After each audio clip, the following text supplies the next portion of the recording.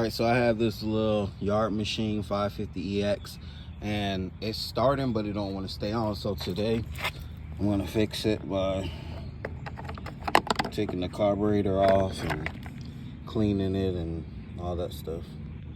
Alright, so we got the lawnmower apart, so now I'm just draining the gas out of the fuel tank. I gotta clean all this off. Alright, so we got the carburetor off, and this mug is dirty. Let's see if it still got some gas in it.